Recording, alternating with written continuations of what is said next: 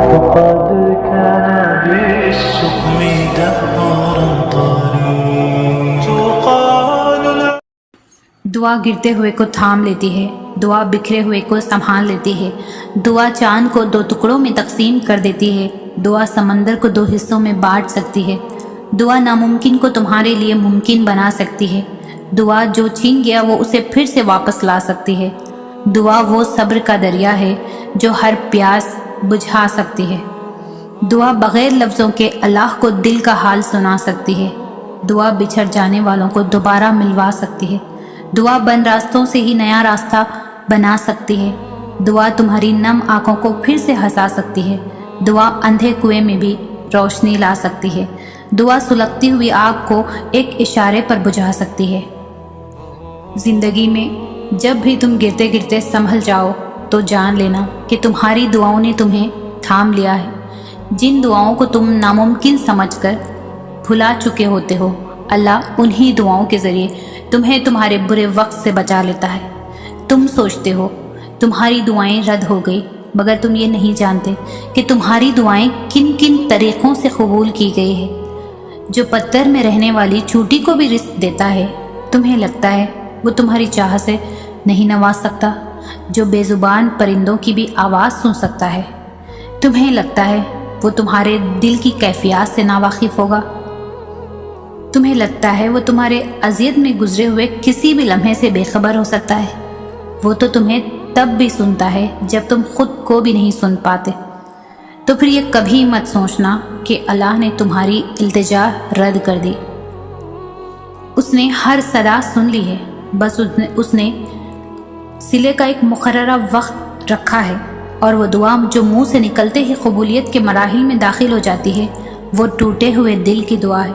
بس پھر جو مانگ لیا جائے اس کی عطا میں دیری نہیں کی جاتی، پھر وہ شے بھلے ہی تمہارے نصیب کا حصہ نہ ہو۔ کیا تم نے سنا نہیں؟ تمہارا رب سب کچھ کر سکتا ہے، سب کچھ۔ اس ٹوٹے ہوئے دل پر غم نہ کرو، کیونکہ جس نے اسے بنایا ہے وہ اس کی دل کو موڑ بھی سکتا ہے اور پھر سے جوڑ بھی سکتا ہے۔ اللہ کو تمہارا توکل اور تمہارا صبر کرنا اتنا پسند آ گیا ہے کہ وہ چاہتا ہے کہ کچھ دیر اور تم اس یقین کے ساتھ مانگو، اور یہ نہیں سوچو کہ کیا ممکن ہے اور کیا نہیں، کیونکہ جب تم ناممکن مانگتے ہو تب اللہ بھی تمہیں ناممکن وسیلوں سے ہی عطا کرتا ہے۔ تہجد میں مانگی گئی ہر دعا قبولیت کی دعا ہے، اور جو تمہارے دل میں دعا کی ترغیب لایا ہے اسی نے اس کو قبول کرنے کا بھی تم سے وعدہ کر رکھا ہے، اور وہ وعدہ خلافی نہیں کرتا۔ ہو سکتا ہے راستہ تمہاری پسند کا نہ ہو، مگر یہ بھی تو ممکن ہے کہ یہ راستہ تمہیں اسی منزل کی جانب لے جا رہا ہو جہاں تم جانا چاہتے ہو۔ اور یہ تم سے کس نے کہہ دیا کہ جو چھین لیا جائے وہ واپس لوٹایا نہیں جاتا؟ کیا تم نے سنا نہیں یوسف علیہ السلام کا اپنے والد کے پاس واپس لوٹایا جانا، موسیٰ علیہ السلام کا اپنی والدہ کے پاس واپس لوٹایا جانا، حاجرہ علیہ السلام کا ابراہیم کے پاس واپس لوٹایا جانا، ایوب تک ان کے بچوں کا واپس لوٹایا جانا؟ اللہ تم تک ہر چیز واپس لے آتا ہے، بس وہ ان چیزوں کو ان سے دور اس لیے کرتا ہے کیونکہ تم ان چیزوں سے اتنی محبت کرنے لگتے ہو جس کا حقدار صرف اللہ ہے۔ اور جب تم یقین رکھتے ہو تب وہ وہاں سے تمہارے لیے وسیلے بناتا ہے جہاں سے تم سوچ بھی نہیں سکتے۔ تو پھر دعا کرنا کبھی بھی مت چھوڑنا، صرف اس لیے کہ حالات ابھی تک نہیں بدلے۔ ایسا نہیں ہے کہ حالات اب کبھی نہیں بدلیں گے، تبدیلی کائنات کا اصول ہے، اور اللہ اپنے بندے کو کبھی بھی مسلسل تکلیف میں نہیں رکھتا۔ ہو سکتا ہے تم نے عارضی خوشی سوچ رکھی ہو اور اللہ نے تمہاری مستقل خوشی کو چن رکھا ہے، کیونکہ تم وہ کبھی نہیں جان سکتے جو اللہ جانتا ہے۔ حقیقت کو تسلیم کرنا مشکل ہے، مگر یہی تو توکل ہے کہ جو دل کو نہ بھائے اسے بھی اللہ کی رضا کے لیے دل سے لگا لیا جائے، اور وہ تم سے بس تمہارا یقین ہی تو مانگتا ہے۔ بالکل ویسے ہی جب نوح علیہ السلام کو شکست اپنے سامنے نظر آ رہی تھی تب انہوں نے اللہ سے مدد کی التجا کی، اور جانتے ہو اللہ نے مدد کیسے بھیجی؟ اللہ نے طوفان بھیج کر نوح علیہ السلام کی مدد کی، اور انہیں فتح سے ہمکنار کر دیا۔ اسی طرح ہر مشکل یا ہر دکھ تمہاری تباہی بن کر نہیں آتا، اور اگر اللہ تمہارے مقدر کا فیصلہ تمہارے ہاتھ میں بھی تھما دے تب بھی تم اپنے لیے وہ نہیں سوچ سکتے جو اللہ نے تمہارے لیے سوچ رکھا ہے۔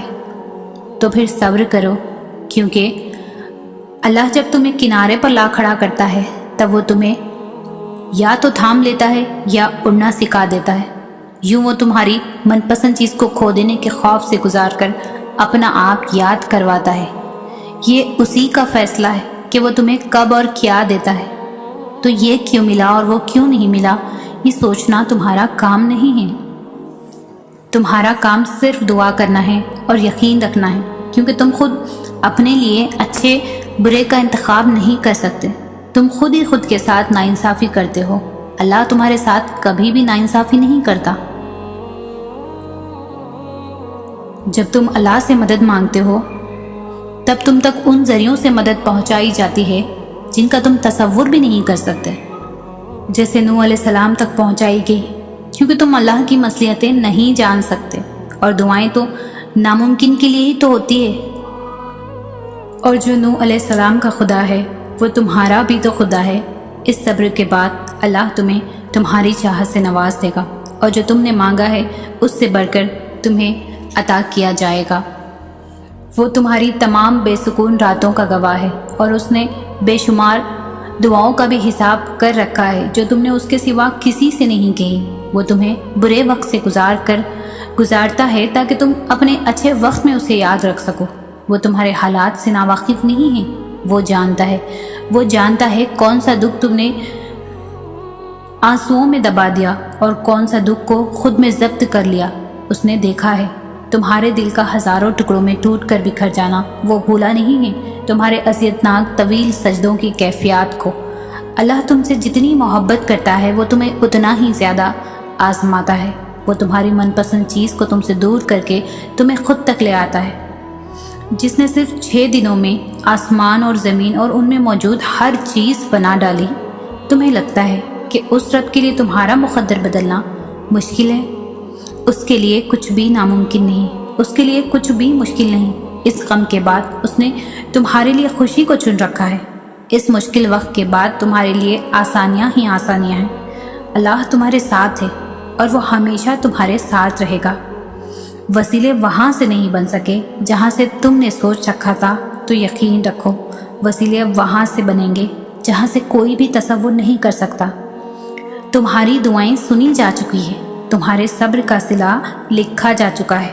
اب تمہیں تمہارے یقین کے معجزے دکھائے جائیں گے تاکہ تم جان سکو کہ مخلص دل اختتام میں ہمیشہ جیت جاتا ہے، اور تقدیریں اللہ کے ایک اشارے پر بدل جایا کرتی ہے۔ انتظار کرنا مشکل ہے، مگر اس انتظار کے بعد جو اجر تمہارے لیے لکھا گیا ہے وہ تمہاری زندگی بدل دے گا۔ بس ہر چاہت سمیت خود کو اللہ کے سپرد کر دو، اور پھر دیکھنا وہ تمہیں کیسے ہر غم سے آزاد کر دے گا۔ پھر تم اللہ کے فیصلوں سے کبھی مایوس مت ہونا، توکل رکھنا۔ اللہ کی رحمت تمہارے دل میں پیدا ہونے والی ہر خوف سے بڑی ہے۔ اس کا ایک کن تمہارے ناممکن معاملات کو ممکن بنانے کے لیے کافی ہے، اور وہ ان کہانیوں کو بھی مکمل کر سکتا ہے جو تمہارے بس میں نہیں۔ تمہاری دعاؤں میں اتنی طاقت ہے کہ تم اپنی دعاؤں سے اپنا نصیب بدل سکتے ہو۔ اللہ تمہارے دل میں کچھ نہیں ڈالتا سوائے اس کے جو وہ تمہیں دینے کے لیے تیار ہو۔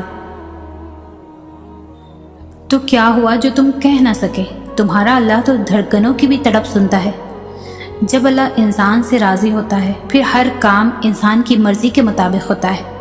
محبت اللہ سے شروع ہو جائے تو ملاقات کی تڑپ فجر سے شروع ہوتی ہے اور تہجد پر ختم۔ تم خود سجدوں تک نہیں پہنچتے بلکہ سجدوں کو تم تک لایا جاتا ہے۔ محبت اگر عیب دیکھتی تو اللہ تعالیٰ کبھی ہماری طرف نہ دیکھتا، اور جس کہانی کی وجہ سے تم تہجد تک پہنچ جاؤ اس کہانی کو اللہ تعالیٰ کیسے ادھورا چھوڑ سکتا ہے؟ کچھ تو بہتر لکھا ہے اللہ نے، جو ہر دفعہ دل صبر کرنے پر مجبور ہو جاتا ہے۔ اللہ تمہیں تہجد تک لے آیا ہے، اس کا مطلب سمجھتے ہو؟ اللہ تمہاری چاہ کو تم سے ملوانے کی تیاری کر رہا ہے، تمہیں بس قبولیت پر یقین رکھنا ہے، پھر اللہ کب اور کیسے تمہاری دعائیں قبول کرتا ہے تم دیکھتے رہ جاؤ گے، اور جب اللہ کی مدد تمہارے لیے آئے گی تب تمہارے آنسو، تمہارا تڑپنا ایسے خوشیوں میں بدلتا نظر آئے گا کہ تم حیران رہ جاؤ گے۔ دعا وہ معجزہ ہے جس کی کوئی انتہا نہیں، تم کچھ مانگو اور اللہ نہ دے، اس کی شان کو گوارا نہیں۔ حضرت موسیٰ علیہ السلام نے عرض کیا، خدایا میں تجھ کو کہاں تلاش کروں؟ اللہ نے فرمایا، ٹوٹے ہوئے دلوں کے پاس۔ اللہ کو منانے کے لیے الفاظ کی بھی ضرورت نہیں پڑتی۔ قربان جاؤں، اس کی محبت کا انداز کتنا سادہ ہے۔ تم دیکھنا تمہارے صبر سے ایک دن معجزے وجود میں آئیں گے۔ مایوس کیوں ہو؟ ذرا سی دیر پر بھول گئے ہو تمہارا اللہ کون ہے؟ اگر یہ تم کو دیر لگ رہی ہے تو شاید تمہیں معلوم نہیں کہ معجزے کا انتظام اور اہتمام کچھ وقت مانگتا ہے۔